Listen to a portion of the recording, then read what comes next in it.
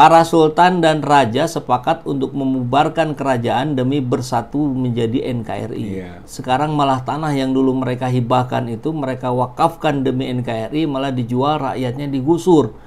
Nah ini kan juga terjadi bukan hanya di PIK 2, tapi juga di Rempang, tapi juga mungkin di tempat-tempat lain yang kita belum tahu hari ini.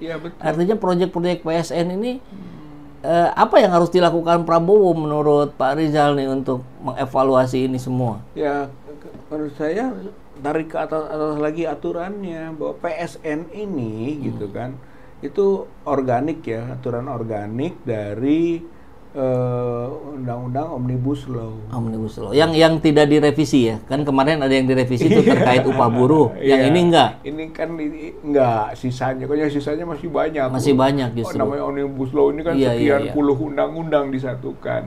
Upah buruh kan hanya satu bagian saja dari Undang-Undang Ketenagakerjaan. Bagian saja gitu Pak. Tapi ini luas, banyak sekali yang sebetulnya dari Omnibus Law itu. Omnibus Law ini adalah rezim investasi dan rezim oligarki, Pak. Kepentingan oligarki, kepentingan bahasanya melalui investasi gitu kan, majikan gitu yang prioritaskan gitu, bukan golongan bawah. Ini kepentingan elit. Nah, turunkan sekarang ke PP 42 tahun 2021 itu soal kemudahan PSN. Sepanjang ditetapkan PSN, semua harus mudah. Mudah transaksi, mudah izin, mudah penyediaan lahan, pengadaan, gitu kan. Dan kemudahan-kemudahan lainnya itu harus dimudahkan begitu karena PSN. Inilah yang dimanfaatkan oleh para pengusaha yang nakal, bukan nakal lagi, jahat, gitu kan. Dia memanfaatkan PSN. Contohnya kasus PIK 2 ini, si Aguan ini, PSN-nya untuk pariwisata, tapi dipakai untuk membebaskan tanah perumahan dan yang lain-lainnya, begitu Pak. Jadi akhirnya lebih dari luasan pemberian PSN. Tapi itu juga kan tukar guling dengan kasus IKN. Aguan berhasil kan menyelamatkan muka Jokowi. Nah, untuk itu tidak ada makan siang gratis, harus diberi balasan. Nah, balasannya PSN PIK 2. Dan itu dimanfaatkan betul oleh Aguan. Makanya ini termasuk kategori pengkhianatan negara ini, gitu. Apalagi tadi menyangkut kedaulatan negara, sampai-sampai kok dibenteng dalam, kemudian dibikin pagar laut, gitu kan, seolah dikuasai laut itu. Nelayan nggak bisa lagi. Nelayan nggak bisa masuk. Saya kira ini sebab penggerusan kedaulatan negara, makanya pantas kalau disebut negara dalam negara, begitu, karena sudah terlihat gejalanya. Ini yang menguasai, membuat area kawasan tertutup demi kepentingan satu etnis tertentu.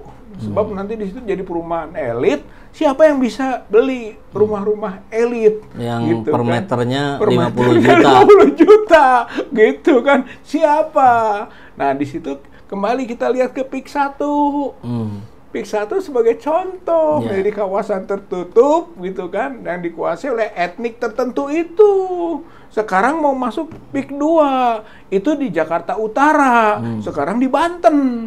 Jadi memang ini perambahan, Pak. Gitu. Dan di PIK 1 nggak ada masjid katanya, Pak ya. Saya dengar Pak Menteri Agama bilang. Nah, berarti nggak ada satupun Muslim gitu di situ, gitu kan? Nah, itu kan artinya menggambarkan benarnya kan asumsi tadi, gitu, soal etnik, soal agama, gitu kan, soal status sosial, ada di situ tuh, gitu. Dan itu bahaya, seperti mau menjadikan Singapura di Indonesia. Indonesia ini semuanya harus merata, karena PSN itu untuk pemerataan pembangunan. Gitu Pak, untuk kesejahteraan rakyat. Gitu PSN. Ini untuk BSD atau untuk PIK 2 itu nggak pas diberi status PSN. Makanya bener Pak, cabut PSN mulainya. Tapi kemudiannya PIK 2 juga harus dibatalkan.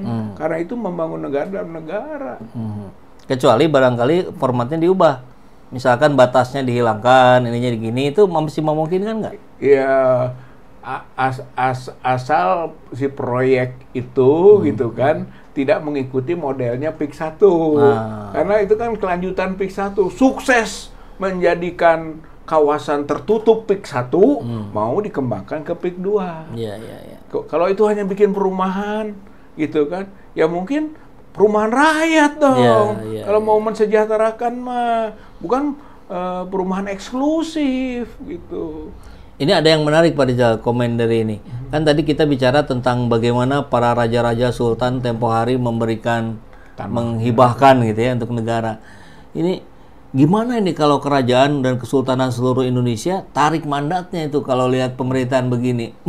Artinya memungkinkankah gitu? Ya, saya kira tarik mandat agak susah karena proses-proses berjalan kan. Ini nggak akan mundur dari soal mandat karena sudah ada aturan-aturan konstitusi segala macam gitu kan. Berarti harus mengubah dulu konstitusinya dan memberi otoritas kepada sultan-sultan gitu. Makanya kenapa Banten sekarang ini gitu kan berteriak dan strategis dan kita akan dukung gitu Pak. Banten menjadi daerah istimewa, kesultanan. Dulunya kerajaan Islam itu. Jadi cirinya budayanya dan syariat Islamnya itu diterapkan.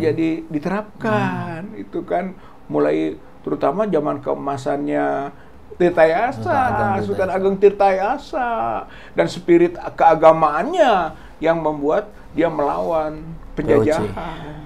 Jadi PIK 1, PIK 2 adalah penjajahan baru, gitu, dengan model baru yang hakikatnya cerita lama bahwa ingin dikuasai pantai utara untuk bisa masuk invasi, hegemoni dan kolonialisasi. Menurut saya ini bahaya, makanya dari sisi keamanan perlu diperhatikan betul. TNI harusnya ini care. Tapi kan di PIK 2 katanya di iklannya itu Pak, iklan PIK 2 itu yang perempuan yang nyeritain di sini aman katanya. Ada markas TNI ada, katanya Polri ada, TNI Laut ada, TNI Udara ini ada katanya. Ya Hansip juga ada. Artinya itu kan aspek-aspek yang normatif. Ya, tapi masalahnya kan bukan soal ada itu.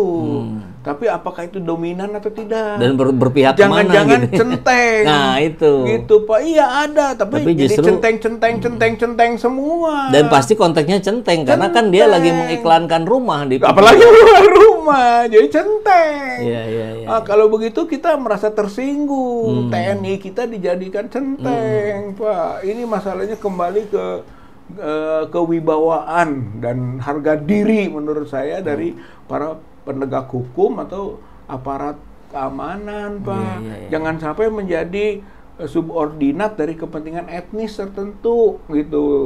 Dalam hal ini dominan etnis Cina gitu. Nah, kira-kira Pak, manfaatnya apa saja kalau diberikan kehususan nih Banten nih dengan kesultanan, dengan cerita PIK 2 dan sebagainya ini? Ya, seperti kan ini namanya desentralisasi asimetris, begitu ya. Itu sudah ada daerah khusus dan daerah istimewa, gitu. Yang khusus kita sudah punya Papua Barat, Aceh. Kemudian Aceh bukan, Aceh istimewa. Yang khusus lagi DKI yang kemudian jadi DKJ, gitu. Jadi 3 khusus, 2 istimewa. Kita punya 5. Yang istimewa itu Aceh dan Jogja. Jogja memang dari dulu sudah menjadi ibu kota, punya kesejarahan. Sebelum zaman kemerdekaan juga dia sudah punya peran besar di Jogja. Kalau Aceh baru 2016 setelah ada kasus GAM, gitu kan, demi stabilitas gitu kan, aspirasi Aceh diperhatikan, diberilah status istimewa, syariat jadinya kan gitu, dominannya syariat. Kalau yang di Jogja dominannya budaya. Tapi kalau sekarang masuk ke Banten, Banten itu punya kekhususan di 2 hal tadi. Dua-duanya.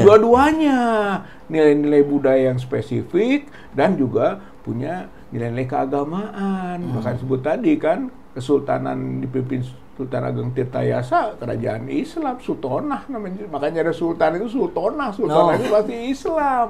Gitu, Pak. Kesultanan itu pasti Islam gitu kan. Dominan di situ agamanya.